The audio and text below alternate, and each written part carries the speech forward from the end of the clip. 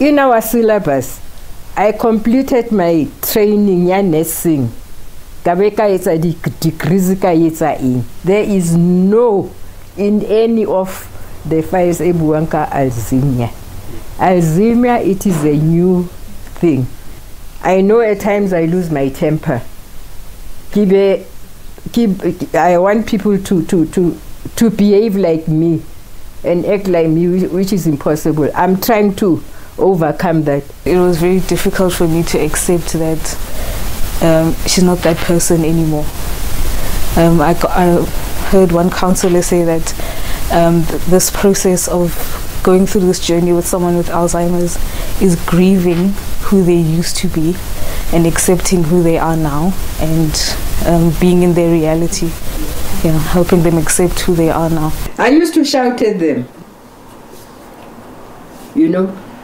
but I think my temper is now much better.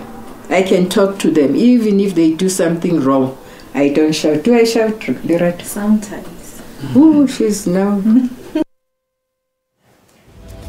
Worldwide, 44 million people are living with Alzheimer's and other dementias. Now, according to Alzheimer's South Africa, some 750,000 South Africans live with this disease. Now, the disease is linked to a combination of factors including age, gender, genetic inheritance, lifestyle, and health. And many live with the stigma attached to this condition. But how much do we know about this condition? Is it curable? How does it impact the sufferer and those around them? Well, September is World Alzheimer's Month, and today we discuss Alzheimer's. Our guests today are the Head of Department of Neurology at Wits University, Executive Director from Alzheimer's South Africa, accompanied by another board member from Alzheimer's South Africa, and we also have a caregiver from a company called The Care Company, who will be joining us from our Cape Town studio. Now, be part of the show by asking the panel some questions or simply just sharing your views with us.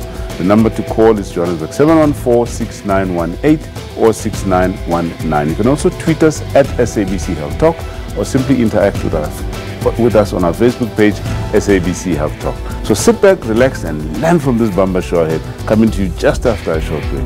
I'm Dr. Salomon Dau. This is Health Talk.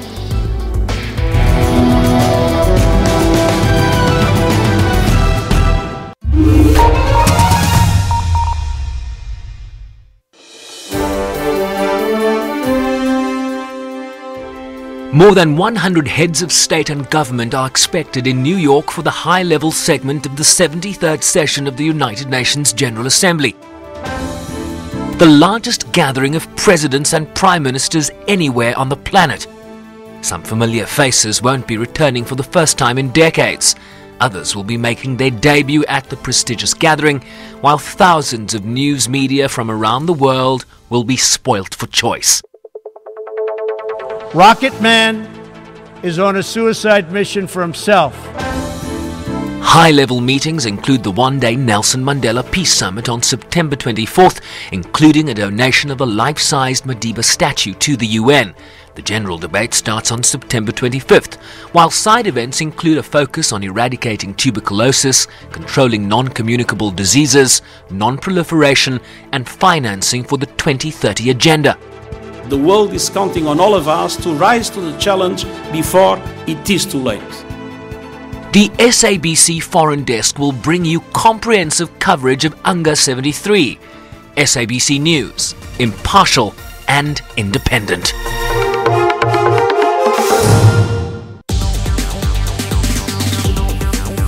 5G technology, the Internet of Things and driverless cars are part of our reality. For me, it's important that we get young girls and young women to also be innovators. Data scientists solve problems using data, and that's required everywhere. Then there's the Internet, that's part of everything that we do. It's an IoT room, which basically means it's a connected room. It's a room connected to the internet. My favorite innovation has to be Waze. On Network, we give you African technology and social media news. That's Network with me, Pumelele Zondi, every Saturday at 8:30 p.m.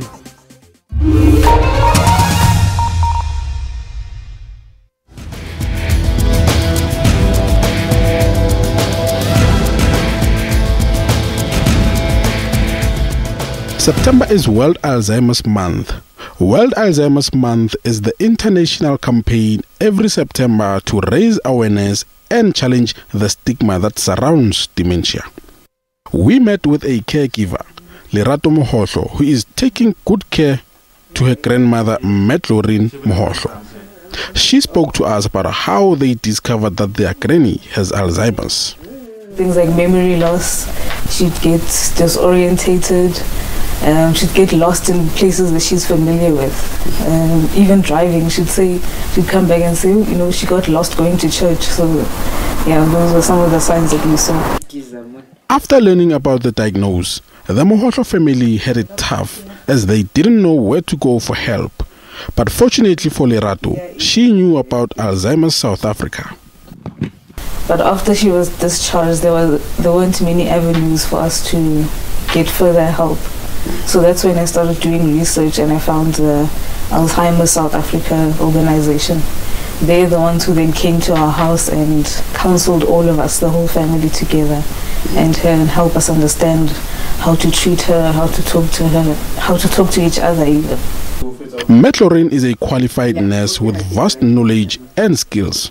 Surprisingly, she remembers that during her days as a nurse, she didn't learn about Alzheimer's. It's a new term to me. It was never in my nursing syllabus that time.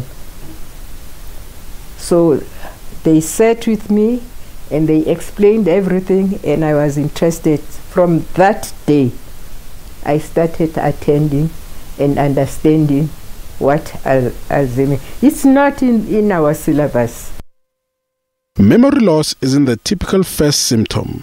Instead, people with vascular dementia can have different signs depending on the area of the brain that is affected.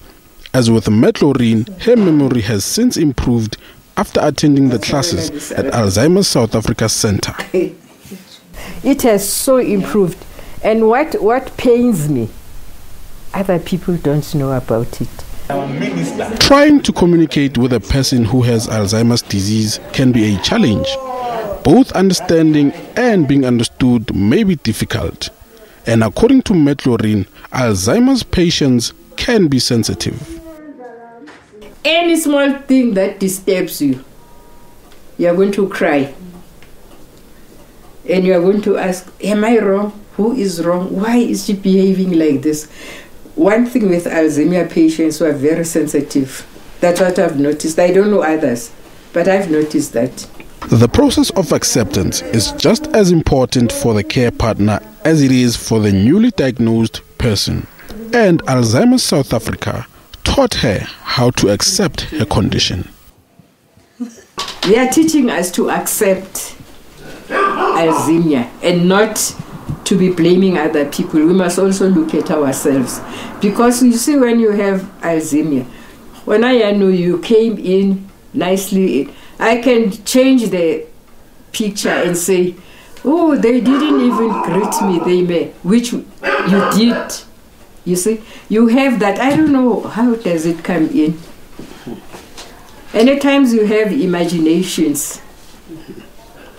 Caregivers faces test of stamina, problem solving and resilience. Maintaining your emotional and physical fitness is crucial, not just for you, but also for the person you're caring for. Well, to tell us more about this condition called Alzheimer's, it's a great pleasure to welcome our special guest. First up, Professor Girish Modi. Professor Modi is Head of Department of Neurology at Wits University and Charlotte Maxeke Academic Hospital. Welcome to Health Talk. Thank you, Salo. Right, and of course, with Prof. Modi is Petra Dutoy, who's the Executive Director of Alzheimer's South Africa. Welcome to Health Talk, Petra. Thank you, sir. Well, first let's start with you, Prof. You know, this Alzheimer's, what is it? Many people pronounce it differently. Is it some will call it old-timers disease? What is this? Yeah, it might be an old-timers disease, but Alzheimer's is the commonest type of dementia. Right. So I think it's quite important because, and one must just say that there's dementia, which is the umbrella disorder, right? And then there are different types of dementia, and Alzheimer's is the commonest of that in the over 65 population. Right. Right. And what is Alzheimer's? It's a disease that's named after the chap who first described it, the doctor, Dr. Alzheimer, a German neuropathologist, who saw patients with memory loss, thinking abilities going off, and had the opportunity to do post-mortems on these patients and looked at their brains. And he was the first to describe the pathology. Yeah. And so that's why the disease is named after him. Okay. Before we talk about pathology, Petra, let's bring you in here. How common is this? In my introduction, I said Alzheimer's South Africa reports that there's at least 750,000 people. Yeah. How accurate is that? Unfortunately, we don't have accurate statistics for South Africa. But that is an estimate provided to us by Alzheimer's Disease International. But I think it's much more common than that. I think there are many more people who live with dementia. So it's just that it's underdiagnosed, it's underreported. Underdiagnosed, yes. Back to what actually happens. What is the pathology there? Okay, so if you take the disease Alzheimer's itself, it's a disease in which your brain cells are dying. And they're dying because something's wrong with the oxidative capacity inside the nerve cell. So all cells, whether it's a kidney cell, liver, brain cell, all cells have a built-in mechanism that clears the junk. So those are the oxidative processes. Right. And we know that in Alzheimer's that process is faulty. And so what happens is that you then start accumulating this inert matter which we call amyloid. And as a consequence of that, you get these tangles, what we call tau protein tangles, that form within the brain. It starts, in Alzheimer's, it starts in an area of the brain called the hippocampus. The hippocampus is our chief memory center. So the disease starts there, and then it starts spreading. And it spreads like a migration. It's an interesting way it spreads. So it spreads from there, it goes into the temporal cortex, which is why, as in your clip, you found people, one of the early symptoms is they get lost, and then it goes into the frontal cortex, your frontal brain, and this is where you start losing concentration, attention, and your executive functioning, your ability to make decisions starts going, and then it starts spreading. So it's an interesting disease. We say it's a disease of symptoms rather than signs. But does this talk that by the time symptoms develop, it may be already too late? Yeah. So a lot of the degenerative illnesses are like that. Like if you take Parkinson's disease, by the time you got the tremor, 60% of the cells in that region involved in Parkinson's have died. And the same applies to Alzheimer's. By the time you present to the memory loss, more than 50% of the cells in that hippocampus have died. Yeah. Petra, how much do we know, how much do the public know about Alzheimer's disease? Perhaps you can tell us a little bit about what Alzheimer's South Africa does. Yeah. I really think the public doesn't know a lot about Alzheimer's. You know, we find wherever we go, in whichever community we go, we find that people don't know. They just are not aware. They can think a person is just weird or acting strangely, but they don't know it's a disease. So it is really not well known, and that's what Alzheimer's South Africa is there for, you know, to spread the word, to get it out that this is a disease of the brain, that you need treatment, you need therapy, you need support. So that is what Alzheimer's South Africa does. So who do you target in terms of, you know, disseminating this information? Everybody that we can get. And how do you do that? We try to organize a big events, you know, to spread the word. We try to do it via radio, television, newspapers, you know, anything that we can access, we spread the word through that. But our big target is the bigger population out there. Yeah. We need to reach the people, you know, in the deep rural areas as well. Okay. And how easy is it for people to accept that, you know, they're diagnosed with the condition? Yeah. I don't think it's an easy thing to accept, because your whole life changes. And that can be, you know, very stressful. So I think it's very difficult, and also because people don't know a lot about it, you know, so it's something that you don't know, you're not sure, you're afraid of this, that you don't know. So, yeah. I guess, Prof, this comes then to the issue of diagnosis. I mean, how then do we diagnose? I was just going to tell her, it's not just people who don't know about it. We don't know about it, right, period. Right. Yeah. So it's a very difficult diagnosis. Firstly, it's a very difficult diagnosis to make. Yeah. I think people don't talk of Alzheimer's, they usually just say dementia. So somebody comes to you, they'll just say, look, I think my mother or my grandmother has dementia, she's behaving oddly, she's got memory loss, she gets lost when we take her anywhere, and behavior has changed. Yeah. So those are the key things. So in fact, it's still a diagnosis. When we take Alzheimer's itself, it still starts with that memory loss. Now, it's quite important because we don't want a flood of people thinking they've got memory loss and they've got Alzheimer's. Yes. So that's very important. I always tell people, if you're under 65 and you have memory loss, at least, people come to me and they're in their 40s and they say, I have Alzheimer's. So the first thing to say is that memory loss is a function of attention, and the majority of us are so distracted we can't remember our names properly. Right. But that's a different discussion. Right. In terms of this diagnosis of this disease, it's the persistence. Now this is quite important. It's the memory loss that interferes with activities of daily living. Right. Right? So you might be forgetful because you're doing too many things, but your functioning in your capacity remains. So if you're a financial guy, you're still playing the stocks, you're still playing the wizard. If you're a doctor, you're still seeing patients, you're still doing the job right. That's not going to be the problem. Right. The problem is the person whose memory disturbance has now disrupted normal daily living activities. Right. And then we have a problem. Okay. So then the symptoms are memory loss. Then there's a problem with attention and concentration, so they start, distracting, they get distracted, they just disappear, you talk to them, the guy doesn't know what he's doing. Behavioral issues become important, then language becomes a problem as the disease progresses, and then the ability to make decisions, your executive functions disappear. And it's actually an amazing disease from a neuroanatomical point of view. It starts in that little nucleus, and then you see it spread.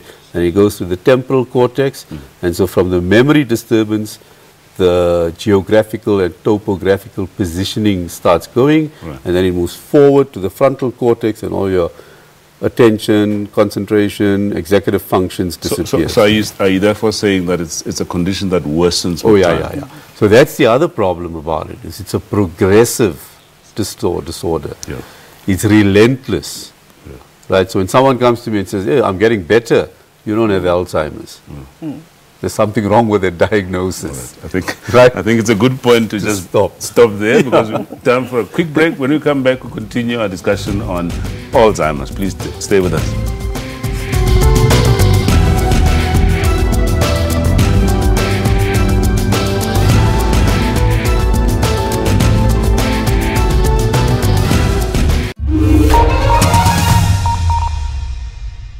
We are tired and we want people to take action. We want government to take action, because women are being raped, women are being killed, women are being sexually and physically abused every day. Children are going missing. See men at the forefront of this march is what softens the heart and makes us all feel proud of the type of men that we have in our country. Here, the rates of violence against women and children are alarmingly high. Enough is enough.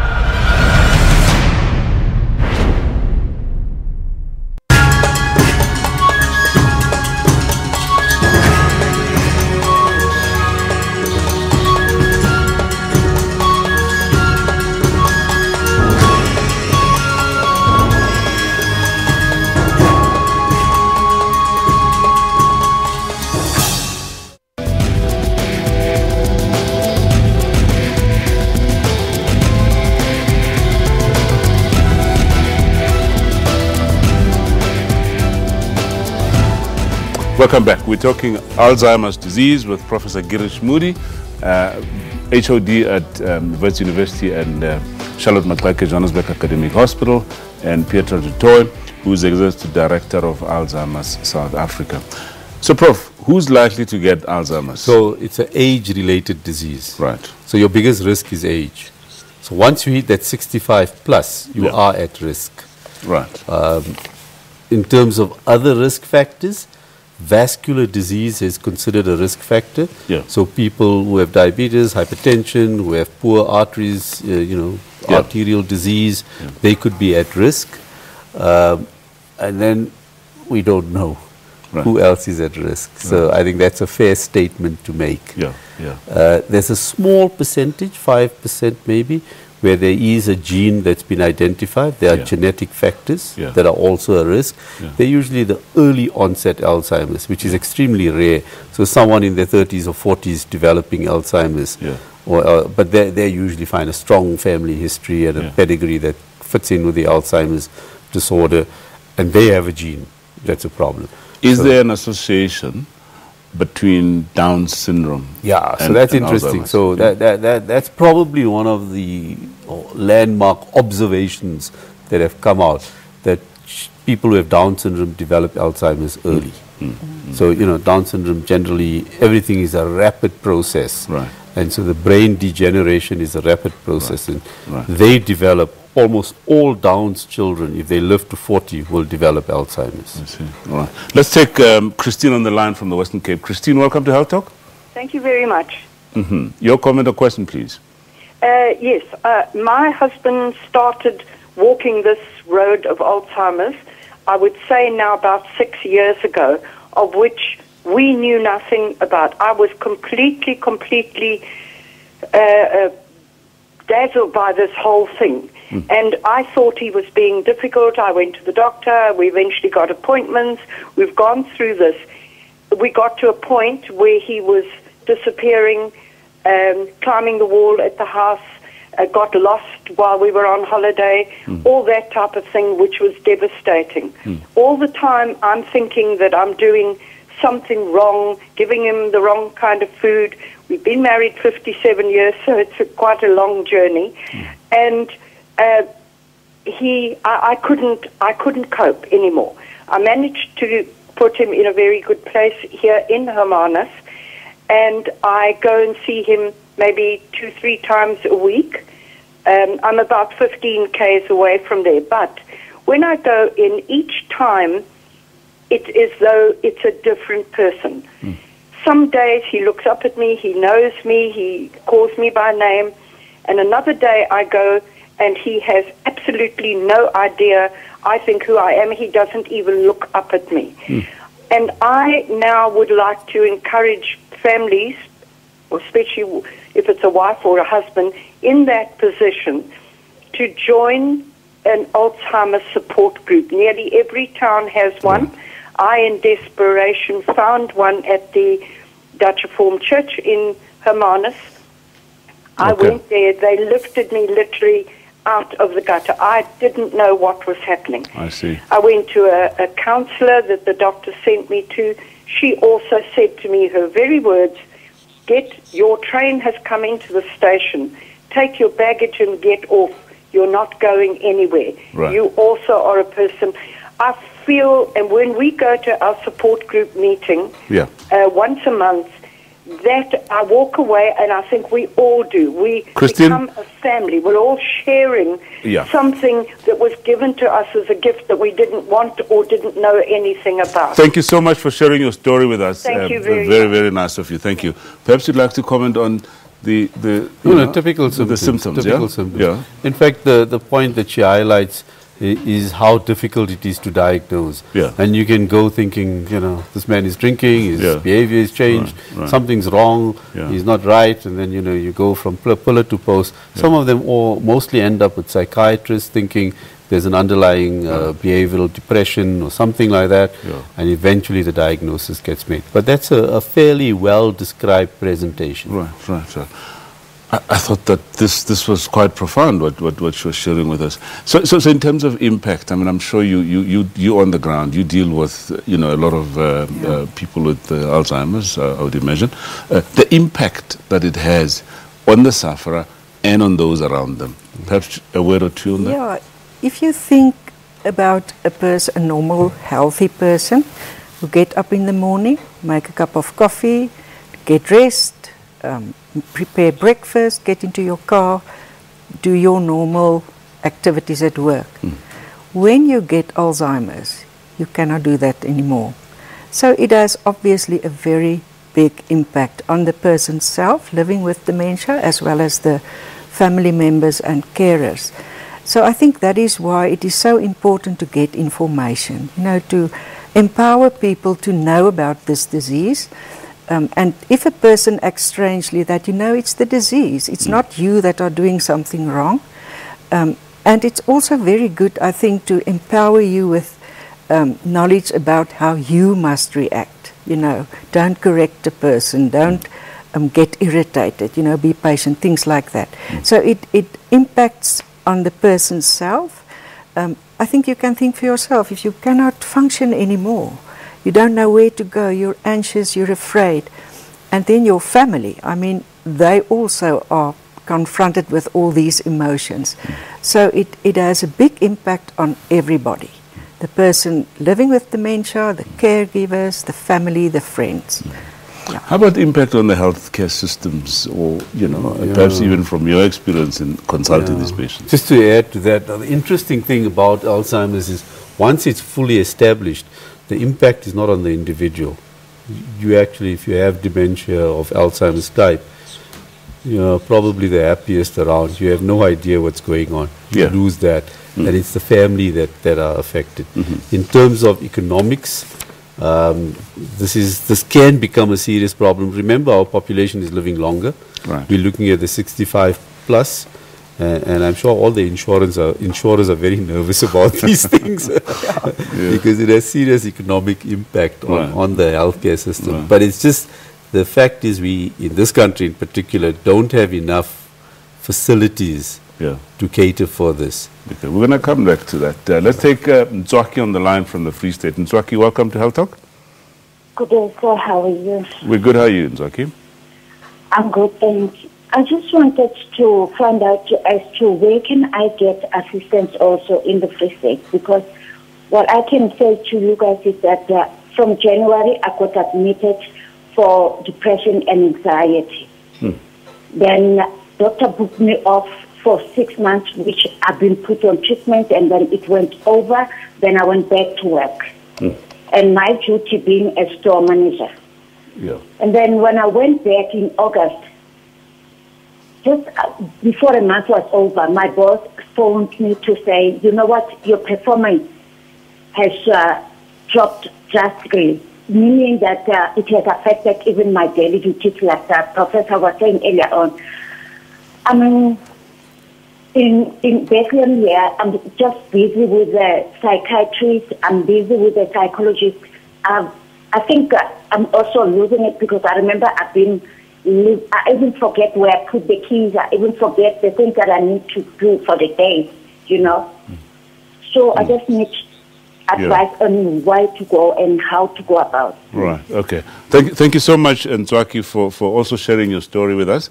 We will put out the details of Alzheimer's South Africa, and I'm sure if you log on to their website, and you will get some information there, or you just call them. We'll put out a telephone number as well for you to call, and they will give you the nearest branch to you that you can consult. Okay, time for another quick commercial break.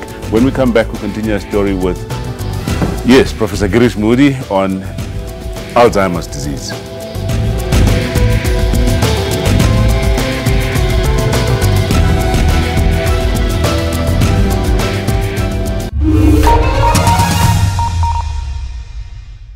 Life can throw all sorts of surprises at you, often when you least expect it.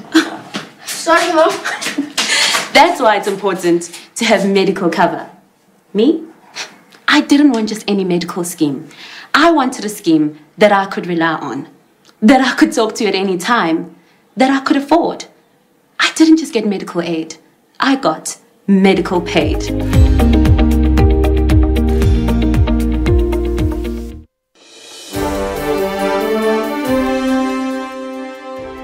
More than 100 heads of state and government are expected in New York for the high-level segment of the 73rd session of the United Nations General Assembly. The largest gathering of presidents and prime ministers anywhere on the planet. Some familiar faces won't be returning for the first time in decades, Others will be making their debut at the prestigious gathering, while thousands of news media from around the world will be spoilt for choice. Rocket Man is on a suicide mission for himself. High-level meetings include the one-day Nelson Mandela Peace Summit on September 24th, including a donation of a life-sized Madiba statue to the UN. The general debate starts on September 25th, while side events include a focus on eradicating tuberculosis, controlling non-communicable diseases, non-proliferation, and financing for the 2030 agenda. The world is counting on all of us to rise to the challenge before it is too late. The SABC Foreign Desk will bring you comprehensive coverage of UNGA 73. SABC News, impartial and independent.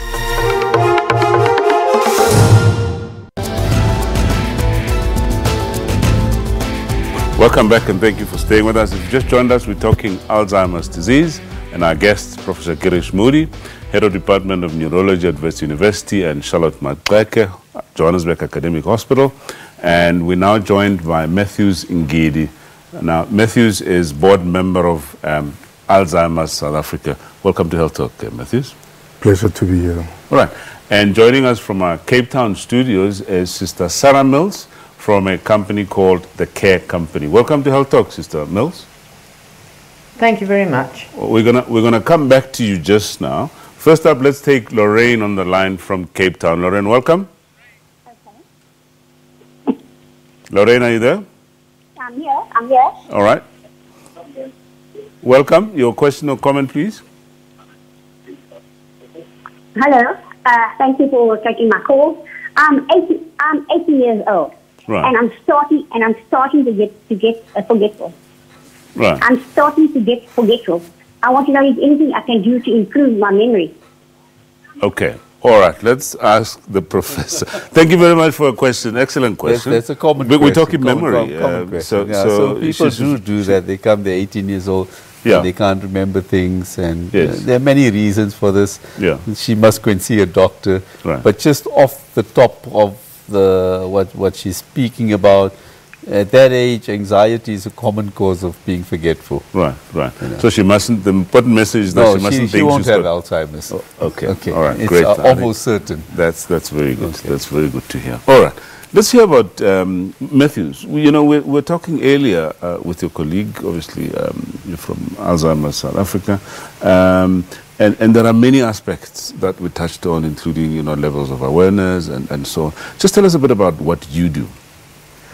Okay, normally what we do is that as we were going along, we've recently seen that there are the so-called luncheon clubs where they are trying to keep the retired elderly busy.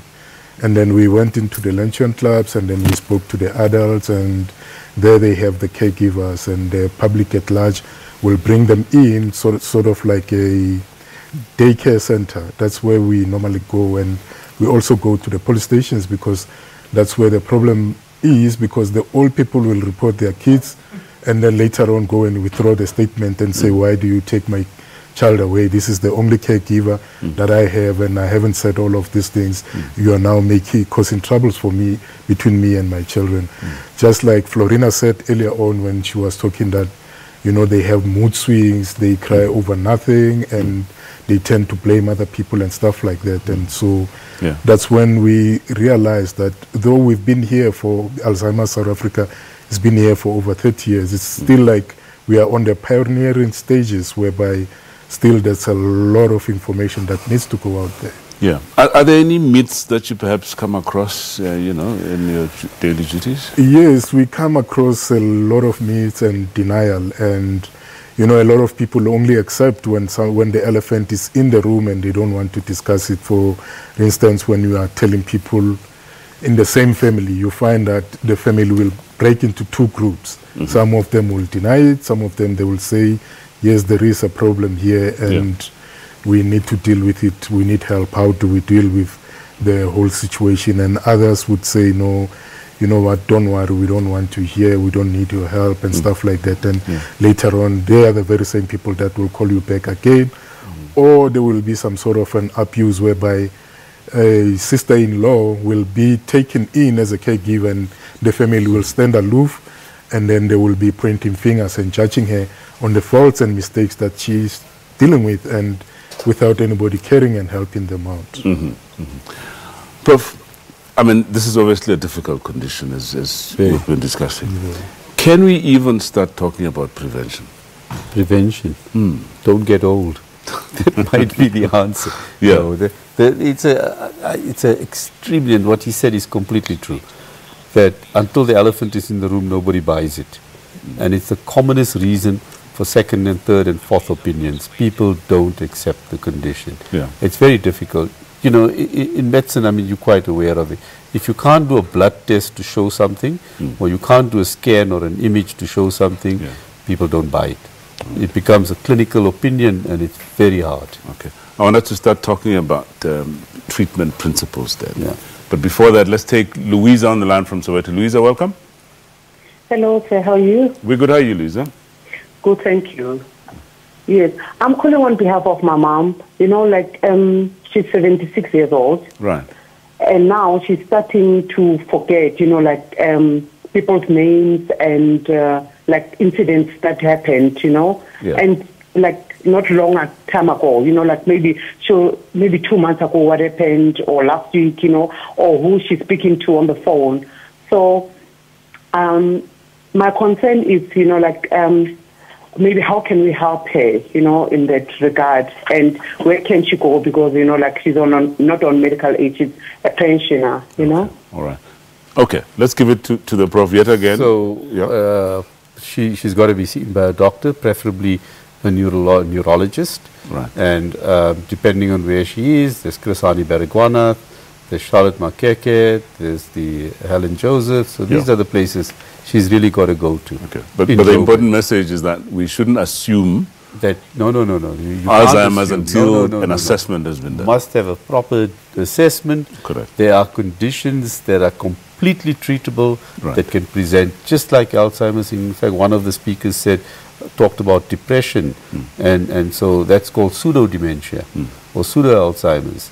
And so all of this has to be dealt with properly. So by the time we make that diagnosis, we cover a lot of ground. And it's not a diagnosis we make lightly. I mean, you can't biopsy everybody's brain just to see if they have it or don't. Sure. So on the basis of the technology we have, we do a lot of work before we come to an answer. Okay. Let's talk treatment principle. If it's so difficult to diagnose, so is it easy to treat? Treatment, we talk about memory enhancement or sort of stabilization. Yeah. I don't think what you lose, you got. There's just one interesting fact that came out from the caller. We call it Ribot's law. And it's this inability to remember what happened this morning or last night. But it's the past memories are clear, vivid. Yeah. So, and that's something all of them complain of. They can remember 1948 when the nationalists came into power, and they can remember Mandela and his struggle. But what did you have for breakfast last night or yesterday, and you can't remember it, you see. So that's an important component. In terms of treatment, so there are these medicines that help in the early stages. There's Aricept, Ebixa, etc. And so they are out there, and the neurologists will facilitate that treatment. But largely, as the disease progresses, we don't really have anything. And it becomes behavioral control. Right. So, you know, and other support companies, support and then the support people come in. Very well, on that note, let's cross over to Cape Town and speak to Sister Sarah Mills from the Care Company. Sister Sarah, welcome once again. Perhaps let's get from you, you know, what the Care Company does with respect to Alzheimer's disease. The Care Company provides home-based care and companionship and focuses on a person-centered approach. Right. We don't want to keep talking about disease and drugs and treatment. We want to focus on the actual resident, the actual person, I should say, and who they are, and how can we get to know them and employ a person-led, person-directed way forward. Now, in terms of the number of patients that you come across, we spoke earlier about the number of sufferers. It's estimated that in South Africa we have about 750,000 or so. From your perspective, how many people do you normally deal with, as it were? Well, it obviously depends on the need, but we are seeing an increasing number of people who are requesting assistance, family assistance, as well as for the person in managing life. And we are trying to move away from the medical model, the illness model, and move towards a wellness model. It's a different approach. It's not all about drugs and treatment and tests. It's about a quality of life, recognizing a person's personhood, their individuality, and enhancing their independence. They are so much more than just a label of Alzheimer's. They are wives, mothers, artists, gardeners. They are real people living with Alzheimer's. They're not an Alzheimer sufferer per se. All right, okay. We're going to go for a quick break. When I come back, I'm going to come back to you because I'd like a few more details in terms of exactly what it is that you do within families. Now, before we go for a break, we have a few tweets that we'd like to go through, the ones that have just come through for now, and let's see if we can get them up on the screen. Dream Doll says, so much pain going through my heart. Losing a loved one isn't easy. Psalms 90 verse 10 says that God only promises 70 years. My grandma lived to be 88 years. It hurts to see her suffer from Alzheimer's and dementia, but she remained a soldier through it all. And Michaela B says, having a family member battling Alzheimer's is hard. It's even harder when it's a grandparent. Today was the day my grandpa forgot who I was. And some say I was a saint to provide care at home for my husband with Alzheimer's until the end of his life. Trust me, I'm not a saint, but I learned to take one day at a time and to look at what we still had rather than what we had lost. Mike and me is the story of how we did that. The last one for now says, Natasha says, being asked by a family carer of someone who has been living with dementia for 7 years what the difference between dementia and Alzheimer is, makes me certain we are currently failing family carers. Where is the education and support? Where is it indeed? And that's what we're going to be talking about. Now, time for a quick break. When we come back, we continue our story on support for people with Alzheimer's disease. Please stay with us.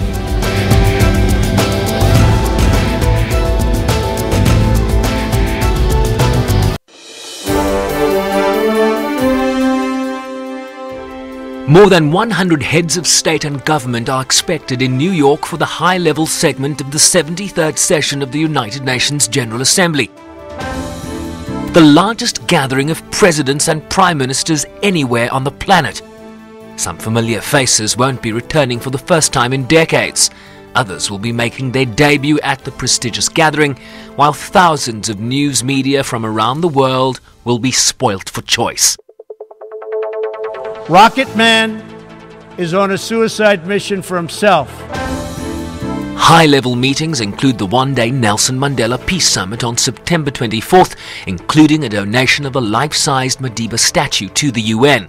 The general debate starts on September 25th, while side events include a focus on eradicating tuberculosis, controlling non-communicable diseases, non-proliferation, and financing for the 2030 Agenda. The world is counting on all of us to rise to the challenge before it is too late. The SABC Foreign Desk will bring you comprehensive coverage of UNGA 73. SABC News, impartial and independent.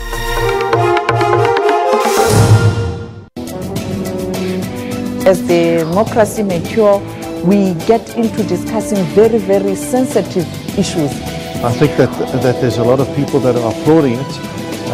I'm sure it's going to be appealed. It is the beginning of a long journey of South Africa fighting racism. That sticky label of being a white party, so to speak, doesn't seem to want to go away. So the competition actually helps, and it brings out winning in total.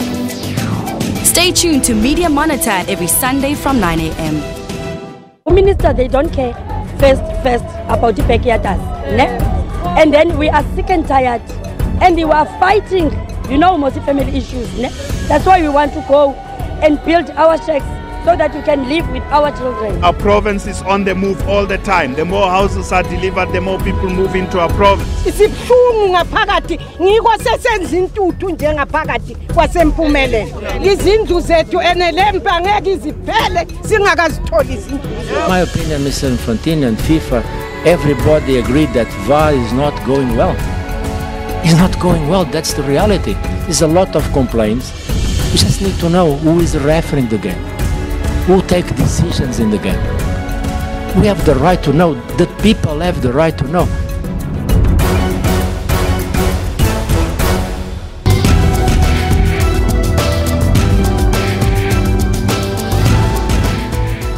Okay, welcome back. We'll continue our discussion on Alzheimer's disease with our guest, Professor Girish Modi, Head of Department Neurology, Wits University, and Charlotte Maxeke, Johannesburg Academic Hospital, Matthew Ngedi, board member of Alzheimer's South Africa, and in our Cape Town studio, Sister Sarah Mills, caregiver, or the care company, as it were. All right, Sister Mills, we'll come back to you just now, but let's come back to you, Matthews, and continue the story around support. Now, here we're talking about people that are caregivers, obviously living with, I know that, Sister Mills just said that they don't look at it as sufferers of Alzheimer's, but people living with this condition called Alzheimer's. What do you do for them? Yeah, normally in Soweto, in Deep Kloof, we have one of the support groups, and we also have some people going into homes of people who have a person living with Alzheimer's disease. Yeah. But our biggest concentration is on the caregiver rather than the person who's suffering from Alzheimer's disease, because these are the people who are essential, who are providing the quality of life. So we help them to, like the previous caller was saying, the grandmother is now 80-something years old, where can she take care, and all of those things. Those are the areas that we really don't need to worry about, that she forgot who was calling her. We need to be there, to be their brain, to be their muscle. Wherever they lack, that's where we come in. We chip in so that their quality of life is okay. Nobody wants to know that they have forgotten who their children is. Yeah. We just tell them who we are and then continue with the conversation. We look at the body language and we add words where the words are missing. We don't worry that the words are missing if we can make sense of what they are saying. Because the funny part is that what we came across is that when you have toddlers living with a great-grandmother in the home, they're the ones who are very likely to understand that now she wants a glass of water, now she's saying she's hungry, or she wants to go to the toilet. Well, with us adults, we're expecting too much from the elderly people who are already suffering from numerous diseases, including Alzheimer's disease itself. Okay. Let's go back to Cape Town and speak to Sister Mills. Sister Mills, we heard about how important the role that caregivers play.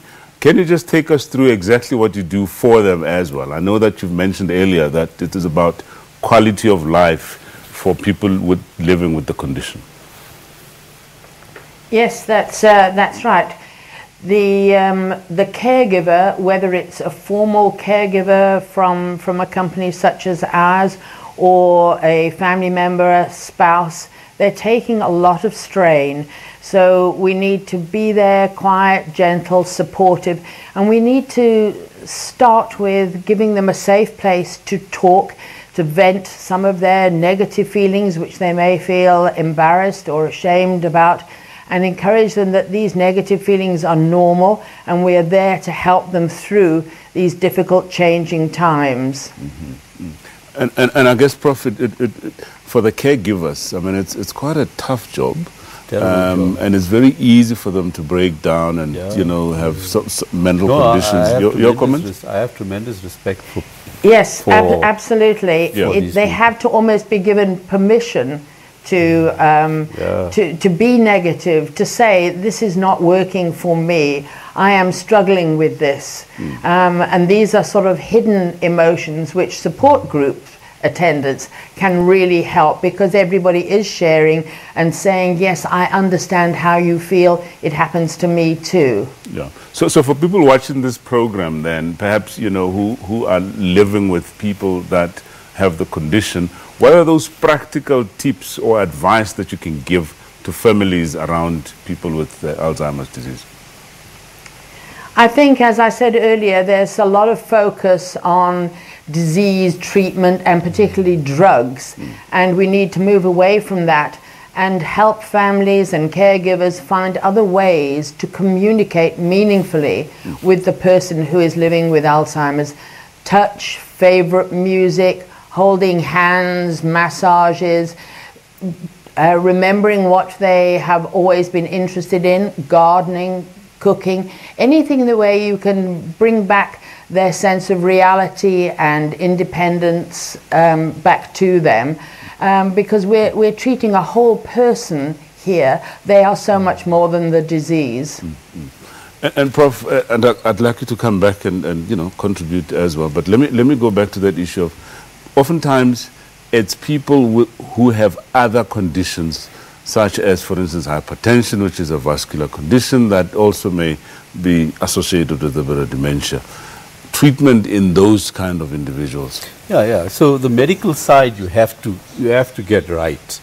You have to, you know, I agree with the sister from Cape Town that you have to see the person and do all these things, and I have full respect for the people who do all of this, but you have to get the diagnosis right. You know, in terms of why people talk of treatment and all of that, is the hope that there is something out there that will change things. And so you have your doctor on standby when you have such a condition, and you visit him once a year or whatever, and if something's going to happen, you'll probably get it from the media before you get it from your doctor. But that hope is always there in all families that have someone who has this kind of an illness. It is a disease. Yeah. You are suffering from it. And the problem is the individual who has it suffers much less than the people who are providing the care. Yeah. And they need that kind of support as well. Okay. Are there any lifestyle-related issues that perhaps may worsen? So there are these observational studies. You know, observational studies start research, and they're quite important. So like I said to you, age, smoking, diabetes, hypertension, all those vascular disorders. Some believe, you know, diet is very important in the prevention of Alzheimer's, whether it is or not. These are observations, and so it's not a bad idea to exercise. It's not a bad idea to live a good, healthy, to have a good, healthy diet. We know that too much alcohol over a certain age may also contribute to this. The issue is simple, and I'm being quite honest, we don't know what causes it. So it's extremely hard to know exactly what to tell people. Matthews, your final messages in 30 seconds. Yes, what we normally preach to people is that let's not focus on what we have already lost. Let's work with what we still have with the person living with the disease. We normally say, don't worry that they are incontinent. If it's necessary for you to take them to the toilet every 2 hours, do that. Whatever they remember, focus on that. Whatever they have forgotten, there's nothing you can do about that. So let's focus on the now and forget about the past. All right. And Sister Sarah Mills from our Cape Town studio, your last 30 seconds, your last few words. I think it's important to just remember that this is an individual, this is a person with likes, choices, interests, who has a life and a life story. What is that life story? Let's get to know that person and try and build that into the way we help this person going forward when they're living with Alzheimer's disease. Excellent, excellent. So, Sister Sarah Mills, thank you so much for your contribution. We wish you well in the wonderful work that you're doing as the care company. And the same goes to you, Matthews Ngidi, with Alzheimer's South Africa. And of course, earlier we had Petra du Toit, and of course, Prof. Kirish Moody at WITS. Thank you. And let's go through some tweets. Mary Butler says, older people in need of cataract operations, hip or knee replacements or support in terms of conditions such as dementia and Alzheimer's cannot afford to wait years for their procedures. Where is the education and support? Yes. Snapper Bobby says, you ever have that moment when you spell a word correctly but it looks wrong. So you stare at it, copy-paste it to Word for spell checking, thinking you're developing Alzheimer's? Yeah. On that funny note, that's how we come to the end of our show today. Okay, the one more is, Robin says, my only experience of aged care was when my grandpa died and we had to move my grandma into a residential nursing home due to Alzheimer's. I feel blessed they treated her and all residents like their own grandparents. We could not have been happier with the care she received. I guess on that wonderful note, this is how we come to the end of our show. And thank you so much for all our viewers. Thank you for staying with us. Thank you for all the callers and all the tweets. And yeah, it's that time again. We say goodbye. See you next week, same time on SABC. I'm Dr. Solomon Taung. Until then, please do take care.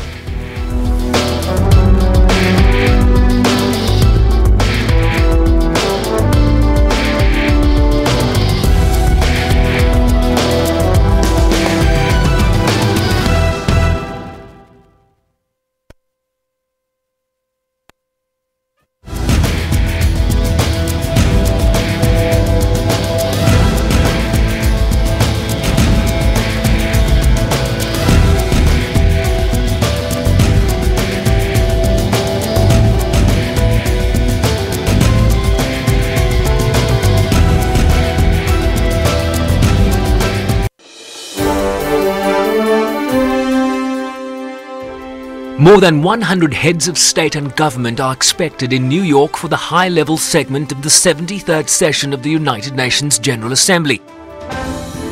The largest gathering of presidents and prime ministers anywhere on the planet. Some familiar faces won't be returning for the first time in decades. Others will be making their debut at the prestigious gathering, while thousands of news media from around the world will be spoilt for choice. Rocket Man is on a suicide mission for himself. High-level meetings include the one-day Nelson Mandela Peace Summit on September 24th, including a donation of a life-sized Madiba statue to the UN. The general debate starts on September 25th, while side events include a focus on eradicating tuberculosis, controlling non-communicable diseases, non-proliferation, and financing for the 2030 Agenda. The world is counting on all of us to rise to the challenge before it is too late. The SABC Foreign Desk will bring you comprehensive coverage of UNGA 73. SABC News, impartial and independent.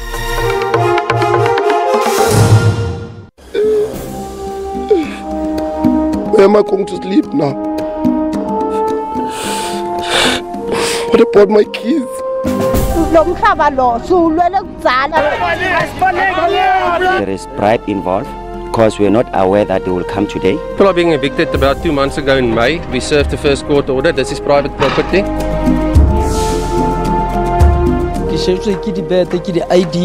They came to us with a truck that has no water. How do we build these checks in a way that we don't have a fire spread when we have a fire incident?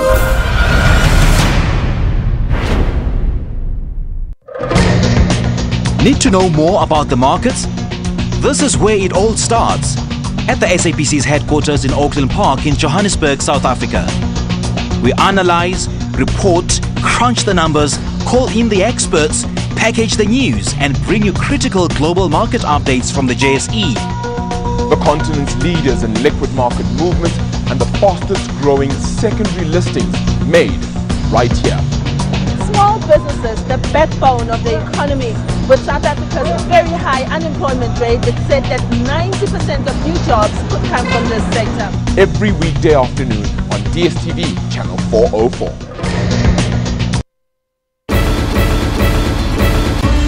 Is he facing conspiracy? What is the nature of the corruption charges that he faces? But if it's a blatant kind of corruption case, he faces a potential 15 years in prison. And lest we forget, his father is in the dock in a few weeks' time, also facing corruption charges.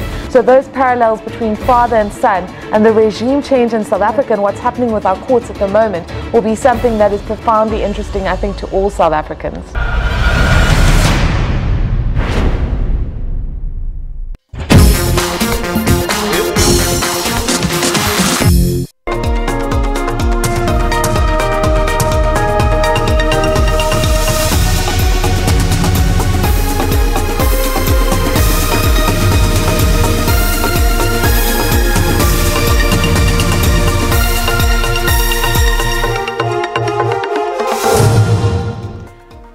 The Democratic Alliance launches its election campaign in preparation for the 2019 national polls.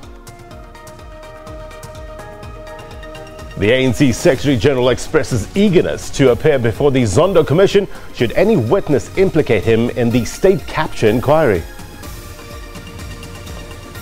And a gallant 10-man Polokwane City overcame the odds to upset PSL table toppers Bidvest Wits with a 1-0 victory at the Bidvest Stadium last night. Very good morning.